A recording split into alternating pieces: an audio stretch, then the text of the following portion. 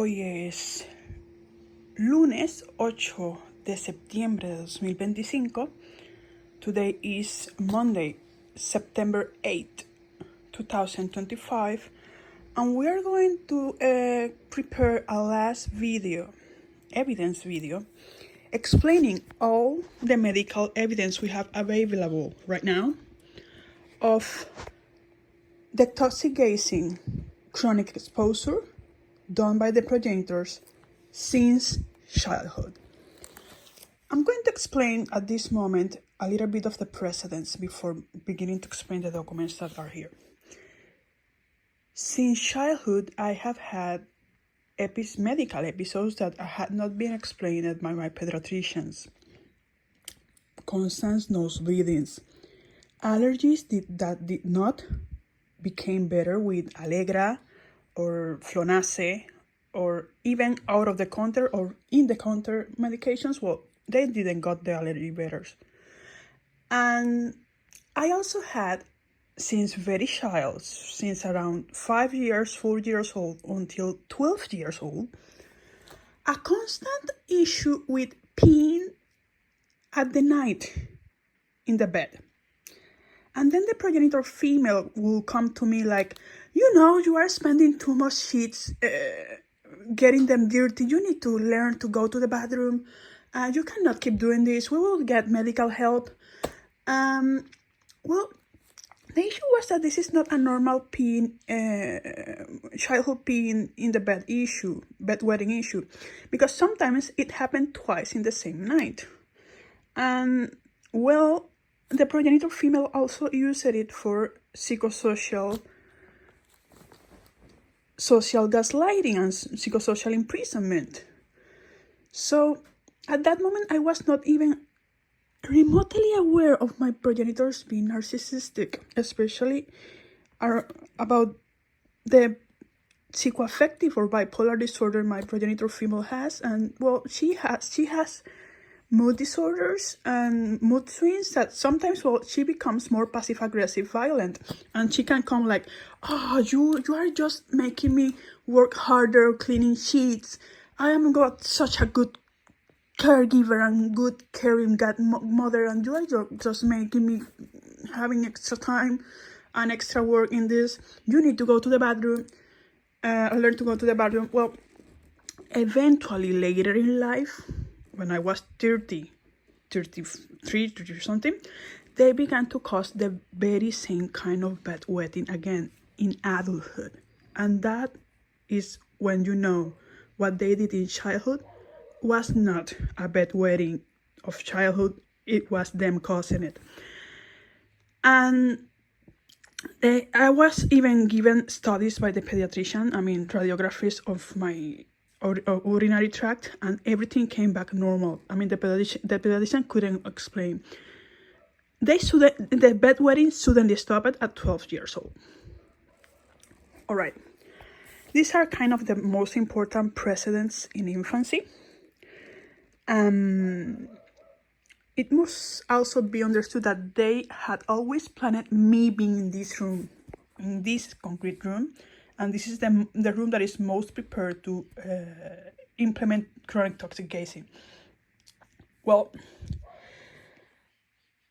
besides that, it should be understood that there have been moments in which I have had paralysis that are related to toxic gazing too. I had no idea they could be related to that, but I have had also paralysis before in a period of the life that were not related to toxic gazing because I wasn't living here.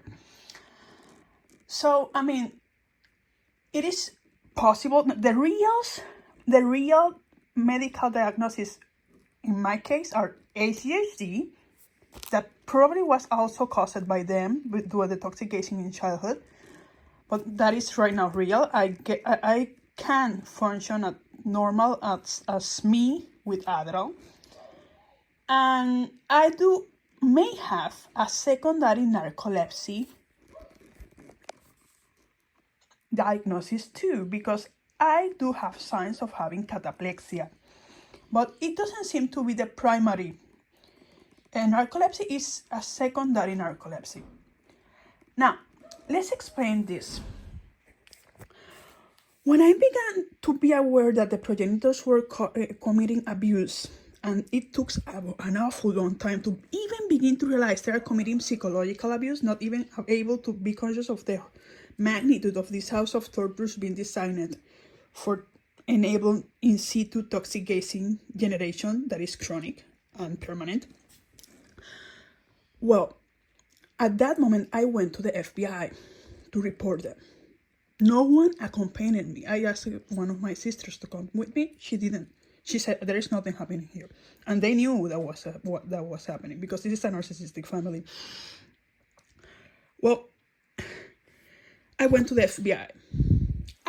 Right after I went to the FBI, I think it was weeks later, the progenitors began their retaliation of forcing with 408 laws. This is the number of the law in Puerto Rico, forcing me to receive forced psychiatric evaluation and forced psychiatric hospitalizations, because they didn't want me to be believed in if I said something in the course or to the police or the FBI. There is a very important detail of the first hospitalization. My thyroid then was 8. My TSH was 8. They bought me lots of clothes, like if they were caring for me, but they had never bought the clothes I like. And the psychiatrist at that hospital absolutely believed them. I was simply not heard. As a matter of fact, this has been a common factor in all the forced psychiatric hospitalizations.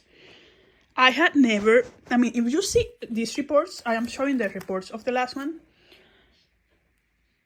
It is never mentioned in any of the around 8 forced hospitalizations the progenitors have fabricated. This one was highly deliberately fabricated, but this is not only in this one, in all of them. No forced hospitalization report had ever mentioned, and I have mentioned this, they are committing psychological abuse. I have been asked, are they committing sexual abuse? I say no, but they are doing psychological abuse. Well, they did not even mention it in the reports. At some point, I had to even require the hospitals to give the reports to me because they were only giving them to the progenitors. All right. The progenitors began a pattern of telling the doctors that the only medicine that worked for me is Haldol injected, and the highest dose, not any dose. And they inscribed me in a program in the psychiatric department of the medical sciences campus of the University of Puerto Rico, that is the state medical sciences campus, a program called Puerto that had an image of the Santiago's Way. Anyone who knows me knows that Santiago's Way has defined my life. And they were mimicking my Santiago's Way image. It's curious to mention this because Santiago's Way is something that is not known in Puerto Rico. They were clearly collaborating with the progenitors in all the aspects. I was not in that. They treated me around 2 years, maybe 3. They didn't even let me mention that the progenitors were abusing me. And they did such social gaslighting that I actually, at some point, believed that I was having psychosis and that their treatments were working. Then I realized that they are collaborating with the progenitors. And it was not only any kind of person, it was the director of the psychiatric department.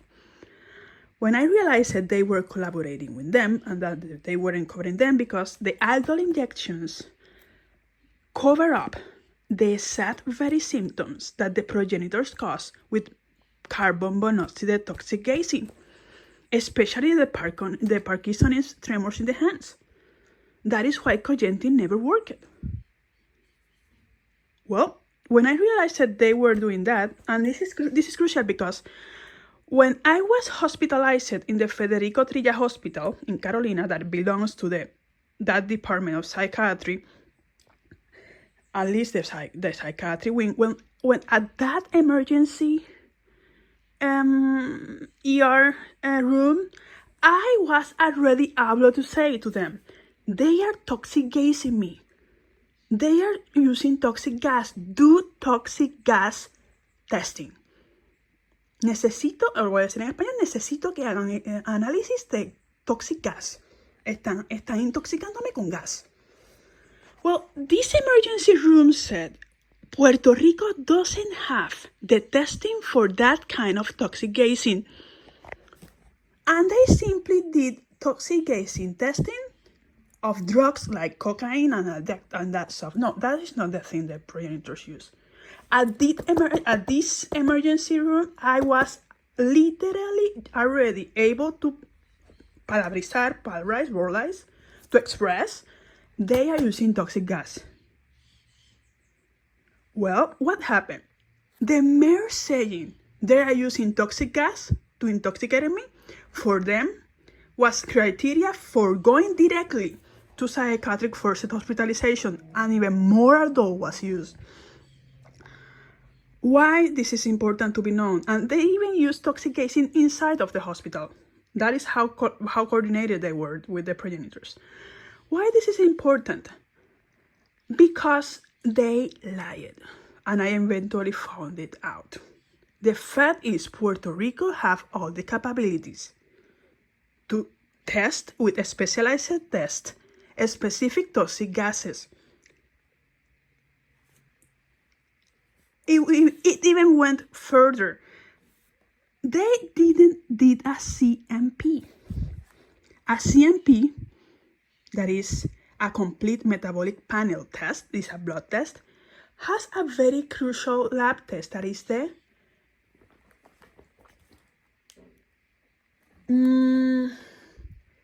carbon dioxide, I think is the name, the CO2. Well, that test is important. The CO2 test is important because that test, if the result is low, it means she had been toxic gased in the last hour. The blood oxygenation is too low. She had been struggling breathing oxygen. When they didn't did that test, they didn't even let me know. It can be monoxide. And in an emergency room, when someone says there is toxic gasing in a house, it must be assumed by default it is carbon monoxide until ruled out, because that is the most common domestic toxic gas issue. Although the progenitors use way more than that, but well, that is the one they have used most because it's the most neurological damaging one, and they were planning to disable me. As a matter of fact, they did so much forced hospitalizations court orders that they were planning to assume full custody, legal custody of me, so I couldn't be able to go to court and defend myself or be able to speak and say they are abusing me. Because they will be my custodians, they will be the ones in total control of my medical care. They didn't reach at that point, but they were quite near to do it. All right. Once the precedence of forced psychiatric hospitalizations had been described in very general terms, well, this is the last forced hospitalization. It happened around May, what is it? It was the beginning of June. What happened here? They broke the door and caused me deliberately to get pissed off, to get mad, to have anger, because any human being will be angry if you are broken the door and they say you don't need a lock, you can stay there with a lock. But in my circumstances, when I know they come inside in the night and they do whatever they want and they do sedate me with chloroform, well, of course that will piss off. Well, they pissed me off on purpose, then fabricated the whole court order, went to the judge and fabricated another forced hospitalization. Well, this is the official diagnosis I have. All right. They say I have bipolar disorder type 1 with psychosis. Okay, what happened here is important. When I arrived to that forced hospitalization, I was having strabism in the eyes, and I took video of it. I was very explicit. I am having a neurotoxic emergency. I need neurological care in a neurology emergency service that is not belonging to the Centro Médico, because I don't want to be in the same medical system that is known to be collaborating with the progenitors. Well, that this last hospitalization was in the Hospital Capestrano. They did not even let me show evidence of the progenitors' abuse, and at that point I did have evidence, and they simply, again, just believed the progenitors and proceeded with the forced hospitalization. Whatever, something here happened that was important. When they did the first thyroid test, it showed an astonishing 515. You see it there?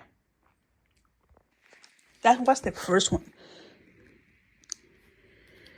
Well, that was a little bit after I arrived. They had to repeat that test because it was too high. And well, between one test and the other, the difference was 24 hours, in which I was already outside of the house of torture. So, well, the toxic load was becoming lower. So I'm going to show now the laboratories of the last forced hospitalization as soon as I find them. Where are you? All right.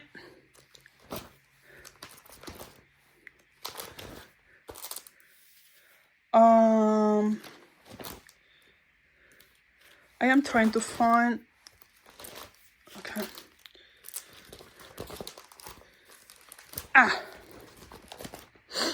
Here. Okay. No. Where is it? I have. Where is it?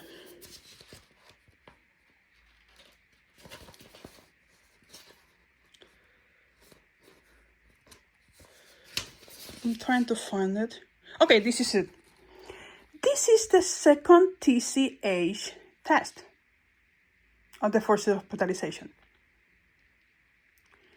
The difference between this result, I'm trying to find out the first one.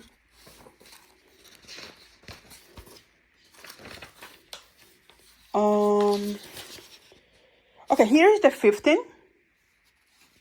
This is the first one. And this is the second one. That change happened between 24 hours. And that is the first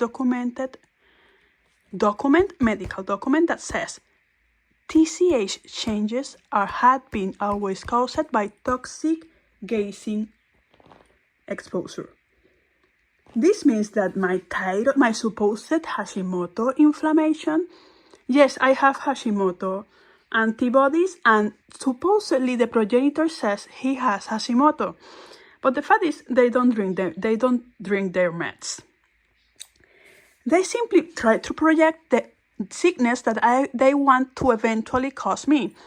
By example, the progenitor female, they both have Munchausen, but the progenitor female have come so far to totally fake that she has brain cancer. She went a whole summer to supposedly receive treatment of brain cancer. That was the summer they killed Caramelo, my dog, the day before they supposedly arrived. What happened? She keeps faking she has brain cancer. My whole family believes she has brain cancer. She says it's an untreatable cancer, and she cannot be operated. She had never received treatment in the first place because she never lost hair, and there had never been a single operation sign in her head. However, it must be also mentioned. She says to I have talked with my uncles, and my uncle says she has deep pain, and she cannot be treated, and well, That's a lie. I see her every day, and I don't see her literally, but I hear what she does in the garden. She is not with pain. She doesn't take her meds. I have recorded in the past up to 30 pill bottles inside the room that right now they have closed it. I cannot get into it. They collect the pills. They don't drink them. And she goes in the through the whole garden, taking load things, the manguera and buckets. They do gardening. They are not in pain. She's totally functional. She's faking the brain cancer. Why? Because she wanted to cause brain cancer to me.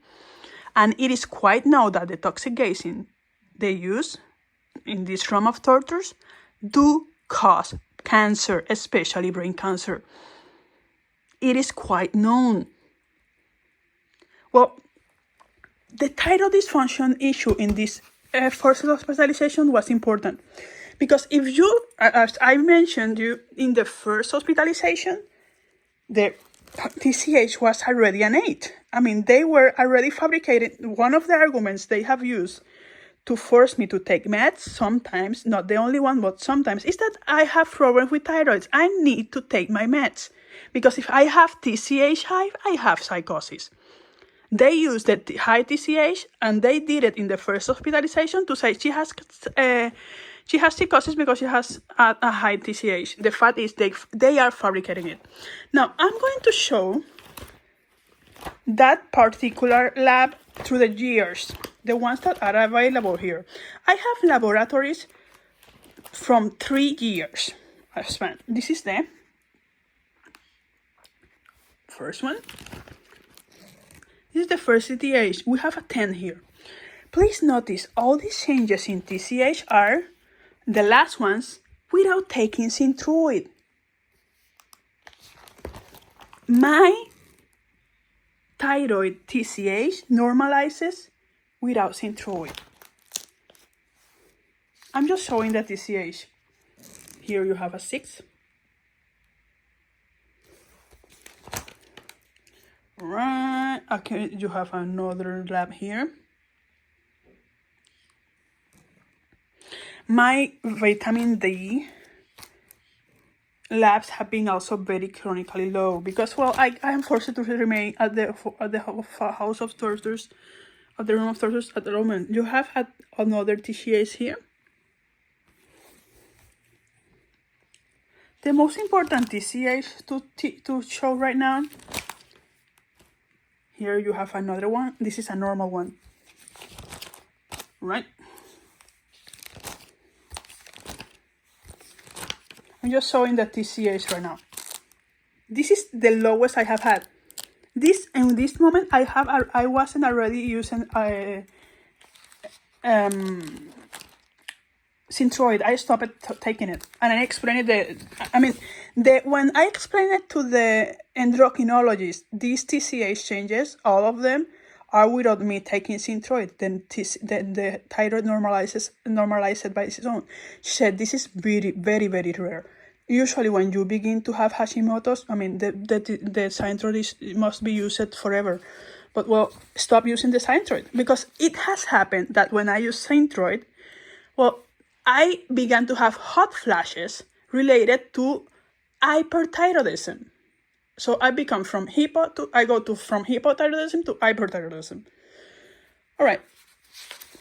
These are the labs of the hospitalization. I'm just showing again the TCH. This is the last one. This is the first one. And this is a lab after the hospitalization, a 5. Well, what happened after the hospitalization? Trying to find it.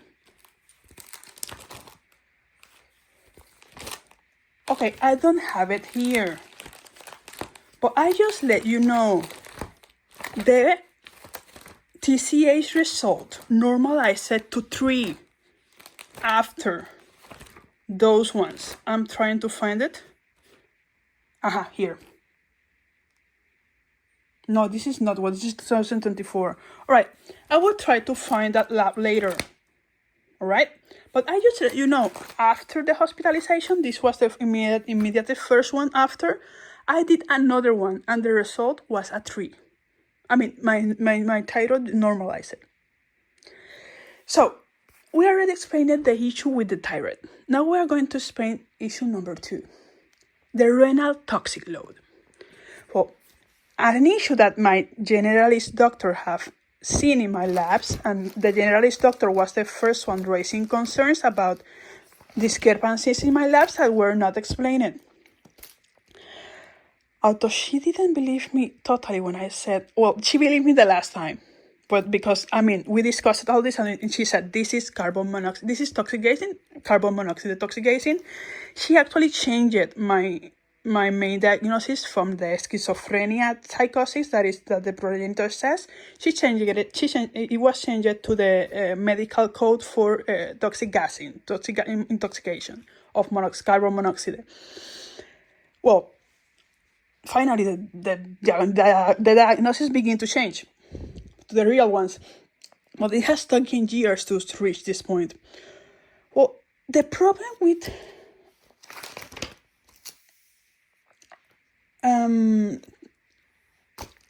CBPs, one of them, is that the GFR has shown huge changes along the years. Huge changes. Here you see a normal one. You are passing by. You have another CMP here. Now the CMP are again normal. Here you see the chlorine high. Beware, they are using chlorine. I don't know if I had never searched if chlorine blood test means they are using chlorine, but well. All right, you see here, GFR normal. Now we begin here.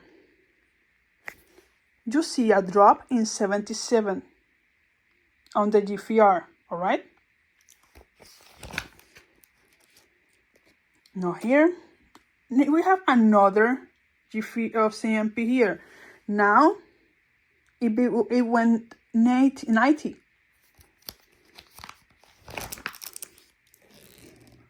GFR 66. You keep going. Okay, this is not. All right, now we come here. GFR 123. All right, the other one is not here, but it shouldn't be exactly more different than that. Here, GFR 65 to the lowest point that I will show right now. This is a 95. This is a 72. You see the changes in the GFR. GFR, for those who doesn't know it, it indicates the kidney function. The lower it is, you have kidney dysfunction. 66. 103. 77. 82. This is within a 3-year span. 91. 82.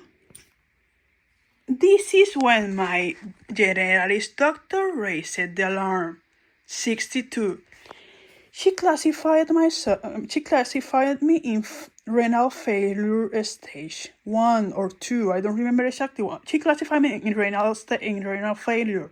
She requested a specialized testing, image testing of my whole abdomen to see if I have a kind of tumor in my abdomen. All the tests, and it had contrast, came back normal. Well, the fact is, if you keep seeing the GFR test, now you are going to see this, the ones in the hospitalization, they come back normal. The issue had been there. Why my GFRs my kidney function testing are so abruptly changing because the toxic load of the toxic gassing. If the renal system is overloaded with toxic load of the toxic system, they will drop, the GFR will drop. So the GFR changes are sign that this is not like a renal failure that is permanent. No. They are causing renal failure. As a matter of fact, I already explained it. One of the toxic gases they use cause me to go constantly to pee, and they can even cause me renal pain. All these GFR labs show this is evidence of toxic gassing. Now we're going to show the last evidence of toxic gassing here. That is the CO2 test in the comprehensive metabolic panels. The issue had been there since years and nobody was able to explain why. My CO in this one came back normal. Okay, this is not CO, other CO. 22 is the lowest. All right, you have it within normal, low in the normal. We already begin to see here CO to low. Why this is so important? Because when you have the CO2 to low, it's because carbon monoxide replaces oxygen in the red blood cells and the body, to try to balance this, the body breathes faster and deeper. That is hyperventilation. And then that hyperventilation blows off carbon dioxide. That is the CO2 lab test. This is carbon dioxide. And well, because the body is constantly compensating due to the carbon monoxide poisoning, well, it is in chronic compensatory state. So you will see in the blood test, the CO is low. And the issue had been there since years. The doctors had never been able to explain why my CO is too low. It's not explained by renal reasons. You see the CO? If you see this mark, is that the doctor raised concerns about that result. This is not low. This is another CO. You see here, it is in 26, is in this one. Okay, here is already low. This is 18.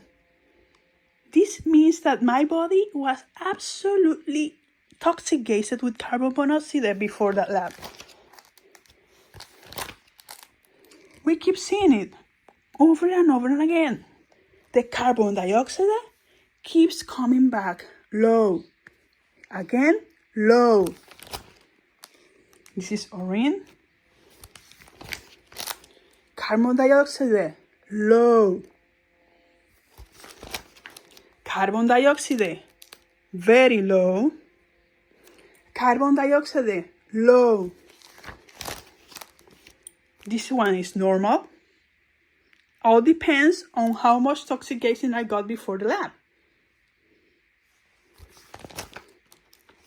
Carbon dioxide, low again.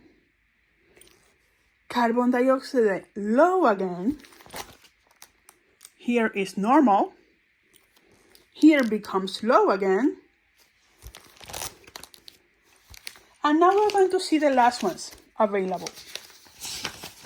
The ones of the first hospitalization, low, 20. The other one, the last one, they were normal, 26. This is important. If they know I'm going to get a lab, they can manipulate the toxic gassing so it doesn't show what they want. As a matter of fact, the reason they are not using carbon monoxide right now is because they know I have a lab order. I can go and to the lab and demonstrate they are doing it right now. But they stopped using carbon monoxide and they are now using chlorine. That is the toxic gas that they know hurts most the dogs. They want to hurt the dogs. We're going to talk about the dogs right now. But before going to the dogs, that they also have a whole history of Munchausen issues here. Let's just let you see the studies I have been done through the years. This was a head study. I don't have masses in my head. Right now I am pending to do an MRI of a contrast MRI of my brain and my thyroid. My doctor also wanted my thyroid to have a contrast MRI because, well, it is known that toxic gazing can cause masses in the brain, and I am having the symptoms. But I haven't laboratory results that can be caused by that. Although it should be mentioned, I don't have any clinical symptom of a mass in my brain. But I have had very serious neurological inflammation caused by the toxic gazing. That is a huge pain in the head that I literally had to run off the house of tortures twice in order to save myself. All right, this is another CT scan of head brain. This is normal. Right, this is another study I did that I was done when it was the study for the renal failure stage 2. It came back normal. A little bit of fatty liver, that's it. That was the only thing.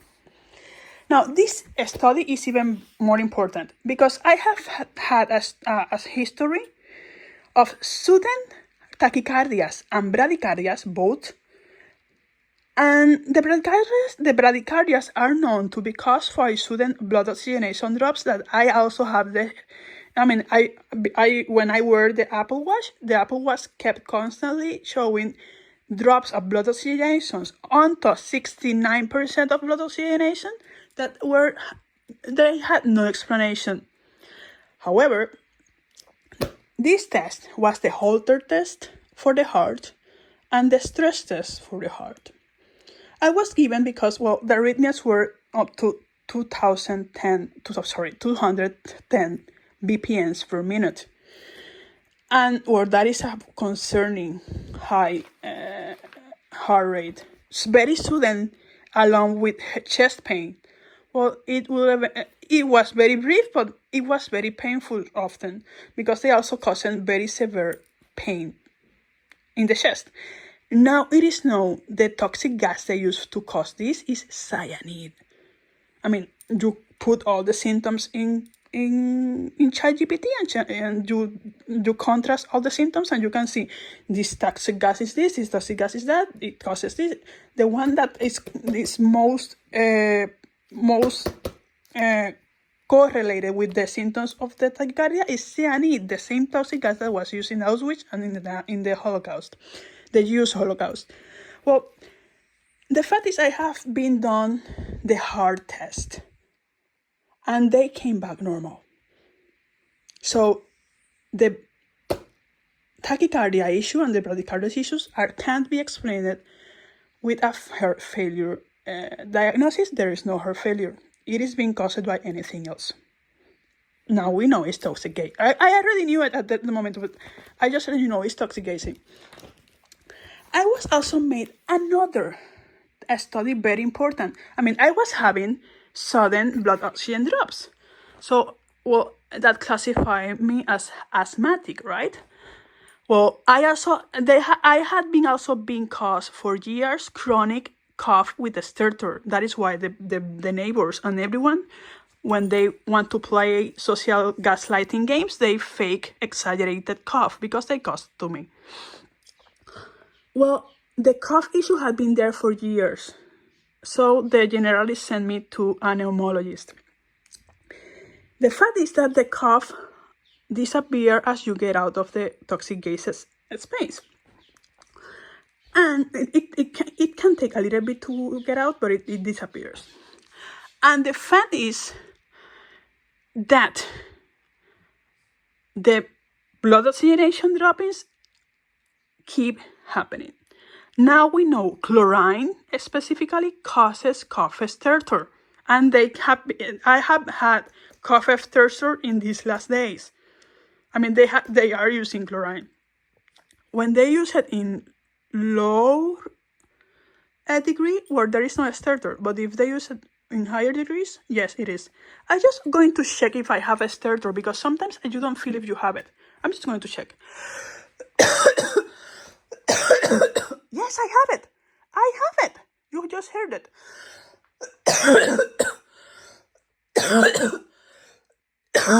I have it a lot. Well, I haven't. That is chlorine. Chlorine causes that. However, oh my God, that was painful. I am not feeling like I can't breathe, but the starter is there. I mean, your body gets so used to chronic toxic gas exposition that you keep compensating, and then you don't even realize you have a starter. Well, do all these blood oxygen drops that I was keep showing to the generalist, I was sent to the pneumologist. The pneumologist gave me a pulmonary function test. It came back normal.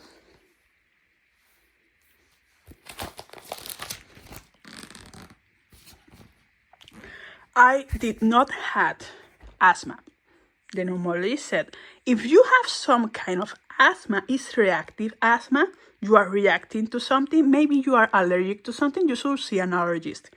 Because I knew perfectly that what is causing the reactive asthma is the chlorine. Well, I chose not to do another medical appointment that is worthless to an allergist, because I know what is causing it, but no one is listening. No one is listening. I mean, this is toxic gas in chronic exposure. Well, now we are going to mention this as a proposal. Currently, psychiatry and many, especially psychiatry, there is no medical diagnosis to classify a syndrome that is neurotoxic, that is sociogenic. This is caused by sociogenics. It's social abuse, psychosocial abuse. I mean, this is not, all these illnesses are not coming from my nature, from my body. I am being biointoxicated. So my body is having illnesses because they are being induced by toxic gassing. This is not me. This is not me. Well, I am proposing the creation of a new syndrome that it doesn't exist yet. It will be the MONTES Syndrome. The last name of my progenitor is Montes. There is the connection with them.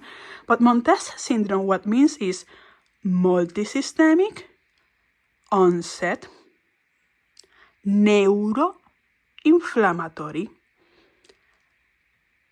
toxic,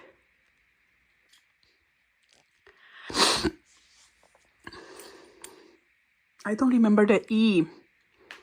I'm sorry, I don't remember what they mean. And that is part of the toxic gassing issues. I mean, they make you to lose memory. Okay, multisystemic, onset, neuroinflammatory, toxic, I don't remember the E. Well, the last word is sociogenic, and then syndrome. Why this is important?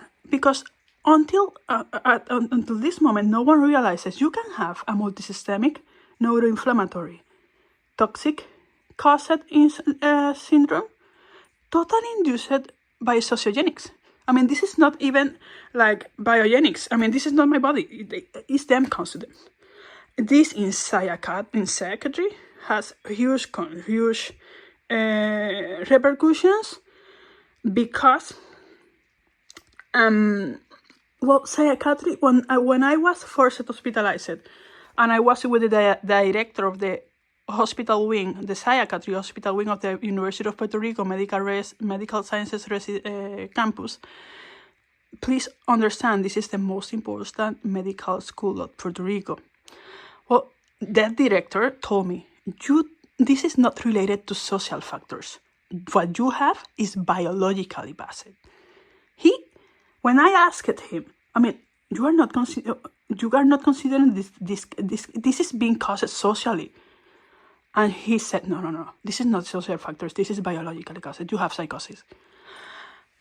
Well, that is the issue here. That's why I have been medicated by force over and over and over again. This department even wanted to recognize social factors. This is an issue in psychiatry. They don't even recognize that the mental conditions can be totally sociogenic based. And in order to treat the mind, you need to start with psychology. I was never given a psychology evaluation in any of the forced psychiatric hospitalizations. As a matter of fact, I was not even heard. I was simply forced medicated and dispatched. That is an issue with psychiatry. They simply medicate you by force and that's it. Well, this is a power abuse issue. You are psychiatricizing something that is abuse from my progenitors. And you are enabling the abuse.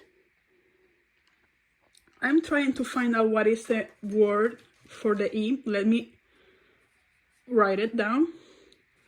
Multisystemic onset neuroinflammatory toxic. No me acuerdo de la E. Sociogenic Syndrome. Toxic exposure? It was not the word exposure. I don't remember the word E, but this is the name of the syndrome. Well, you need a syndrome like MONTES Syndrome to treat people that, well, their symptoms are caused by chronic toxic exposition. All right, this is something about chronic. It's something about, well, I have no idea what the word with E was. But it is somewhere in my Twitter. Just find it out. I will search for it, and if I find it, I will put the photo of the index card in the Twitter of the Unbeing house. All right. Well, you need a syndrome to describe this. This is totally unprecedented in medicine. You can have a patient that have a whole syndrome caused by toxic gazing. Wait a minute. It's something that it was related that it was like environmental. Thank you. Environmental. Okay, the word was The word was environmental. That means that the toxic neuroinflammatory onset is caused environmentally. It's not your body. It's not your body. This is the MONTES Syndrome, Multisystemic Onset Neuroinflammatory Toxic Environmental Sociogenic Syndrome. Right?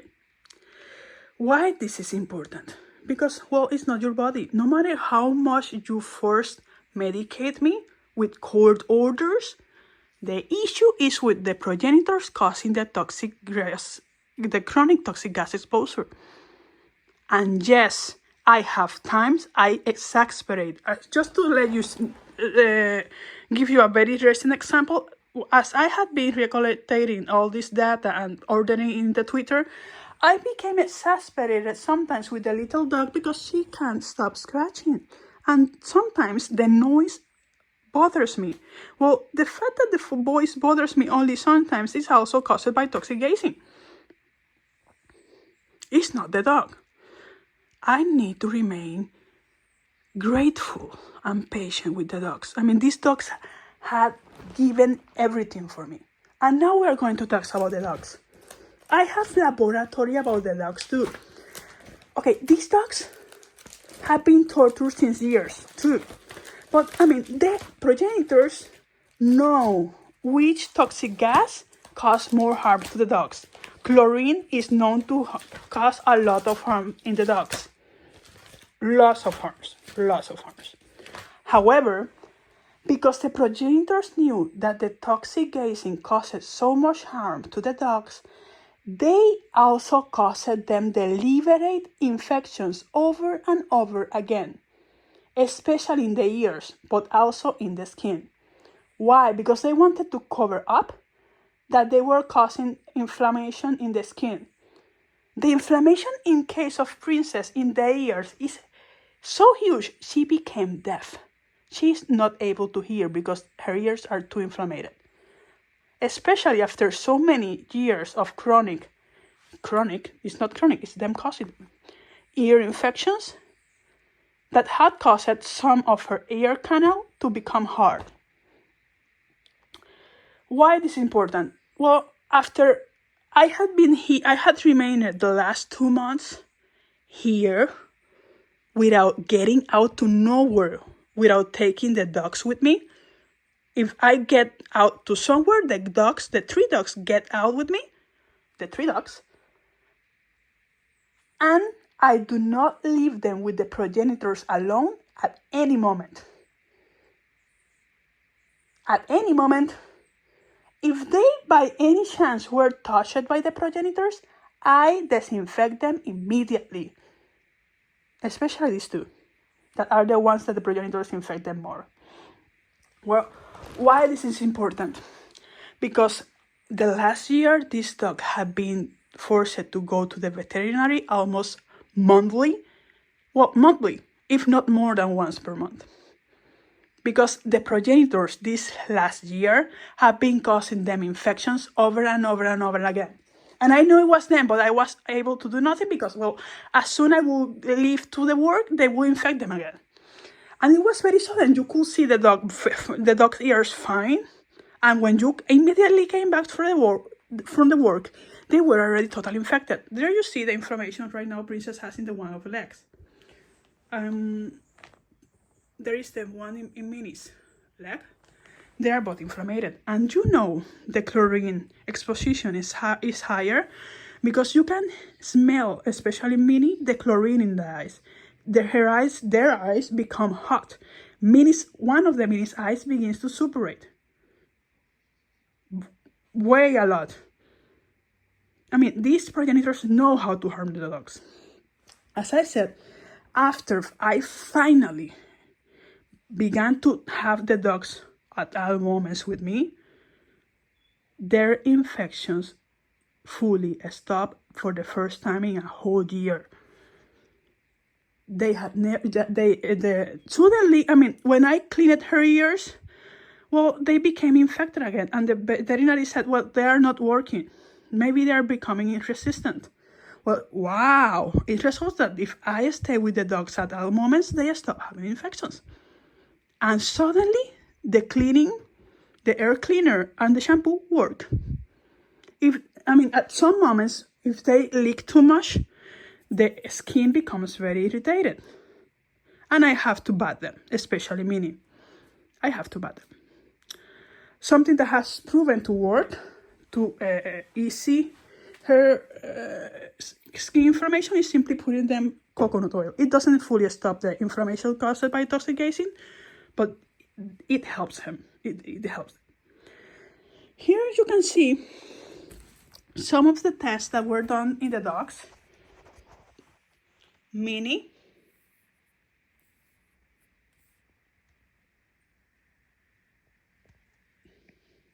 Notice the cough of Minnie, low too. Now you have here more labs of Minnie. They are anemic. They are not supposed to be anemic. They have very good food, Hill Science and Royal Canin. Sometimes Princess has bleed intestinally. These are, if you see these labs, you will see they show immunological distress. That is also caused by toxic gazing.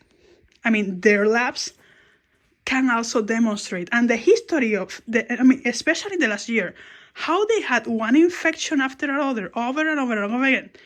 The progenitors causing those infections, to them me being forced to ask the progenitors money to take them to be treated for what they themselves caused. Well, this is absolute psychosocial imprisonment and psychosocial abuse. And of course, power abuse via economic abuse.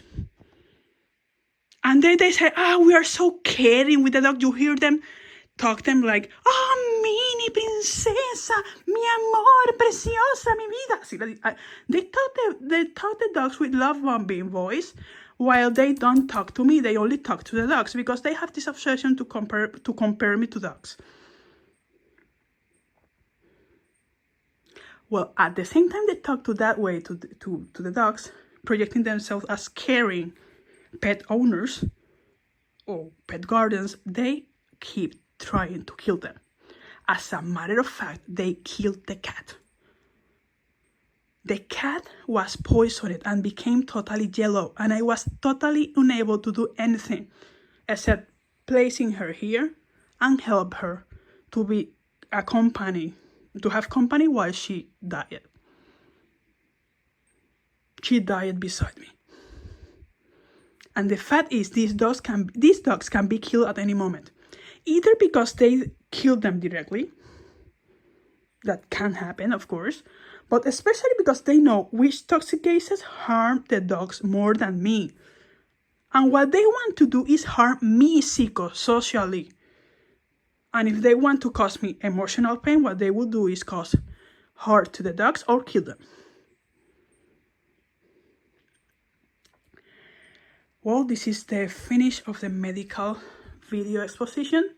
All the labs will be put in Twitter soon, but this is the video that will be placed in the Unbeing House YouTube channel. We pray for everyone. May everyone be loved as Jesus Charity loves. May everyone be saved as Jesus Charity saves. Jesus Charity, illum opoetet crescere. We adore you with the whole world. Thank you for all the miracle of new life that is being radiated through this new album and through this beautiful work of love.